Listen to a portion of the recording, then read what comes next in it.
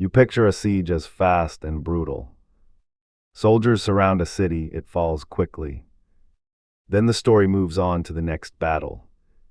That is not what actually happened here. This siege lasted 872 days. Almost 2.5 years trapped, surrounded.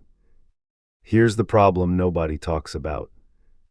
Surviving a siege is not a battle. It is a logistics problem solved under fire. Feeding, fueling, and moving a city that cannot live. Leningrad, 1941, population around 2.5 million. German and Finnish forces cut every road in. No trains, no trucks, no normal supply line. Just one option left, and it was frozen water. Let's start with the food math nobody ran in time. City planners had stockpiled grain for about a month. The siege lasted roughly 900 days instead. That gap is where nearly 1 million people died. Early on, a warehouse fire made everything worse. The Badyev warehouses burned in September 1941. Thousands of tons of sugar and flour gone. Some estimates say weeks of reserves vanished overnight. Now here's where the rationing system kicks in. Officials had to stretch what barely existed. Bread rations were cut and cut again.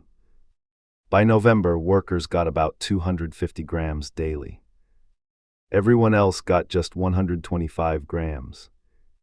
That's roughly 2 slices of bread and nothing else. And that bread wasn't even normal bread. Bakers mixed in sawdust, cellulose, and ground cottonseed cake. Anything with calories, real or barely real, went in. Here's what nobody tells you about starvation rationing. It's not just cruelty, it's brutal supply math. Every gram saved meant someone else survived one more day. People started eating things that were never food. Wallpaper paste made from potato starch got boiled and eaten. Leather belts were boiled for whatever nutrition remained. Pets disappeared from homes within the first winter. This wasn't a failure of order, it was arithmetic. So before you judge the ration cards as small, understand forging one was punishable by execution. That's how tightly this thin lifeline was guarded. Now let's talk about how anything got in at all. Lake Ladoga sat just east of the city. In winter, its surface froze solid enough to drive on. Soviet engineers built a route straight across the ice. People called it the Road of Life. The first truck convoy crossed on November 22nd. Drivers had no idea if the ice would hold. Trucks were loaded light at first, just in case. Some cracked through anyway, sinking with drivers still inside. Here's the catch that made this route so fragile. German artillery could see parts of that ice road. Shells landed near convoys almost every single crossing. Drivers left their cab doors open in case of a breakthrough. One hand on the wheel, one ready to jump. And here's the part that catches almost everyone off guard. This ice road wasn't just for food going in. It was also the only way people got out. Roughly 1 million residents were evacuated across that ice. Trucks went in loaded with flour and out loaded with people. Same road, same drivers, completely different kind of cargo. Now here's where the logistics get even stranger. Ice roads only work when it's actually cold enough. So what happened when the lake started to thaw? Summer meant switching to boats and barges instead. Slower, smaller loads and far more exposed to attack. The lifeline never fully closed, it just kept changing shape. Let's talk about numbers because they matter here. At the road's peak, over 1,000 trucks crossed daily.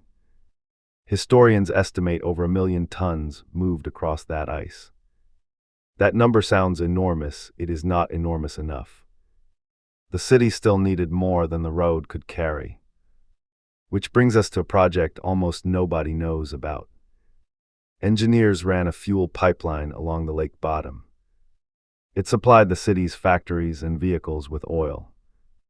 Around the same time, they laid an underwater power cable, bringing electricity in from unoccupied territory nearby. This wasn't dramatic, it wasn't glamorous, it was survival infrastructure. And here's the thing about desperate cities under siege. Where supply is scarce, a black market always appears. Gold watches traded for a single loaf of bread. Furniture, jewelry, family heirlooms, all sold for calories. That gap between official rations and real hunger created a shadow economy. Some people profited from other people's starvation. Others died protecting food meant for their children. Both realities existed inside the exact same system. So before you think this was only about bread, consider the fuel, the ammunition, the medical supplies. All of it moved through that same fragile ice route. One road, one lake, holding an entire city together. Now let's talk about how this finally ended. Soviet forces spent months planning a relief operation. In January 1944, they broke the siege fully. Supply lines reopened on solid ground again. Trains could finally reach a city that had survived on ice trucks. Here's the sobering math to close this out. Historians estimate around 600,000 to over 1 million died. The overwhelming majority died from hunger, not from bullets. That is the part battle stories almost always skip. This wasn't won by heroics on a battlefield. It was survived by trucks, ice, and rationed grams. By engineers who built a pipeline nobody could see. By drivers who crossed frozen water under artillery fire. Every single day for 872 days straight. That's the real story behind the world's largest siege.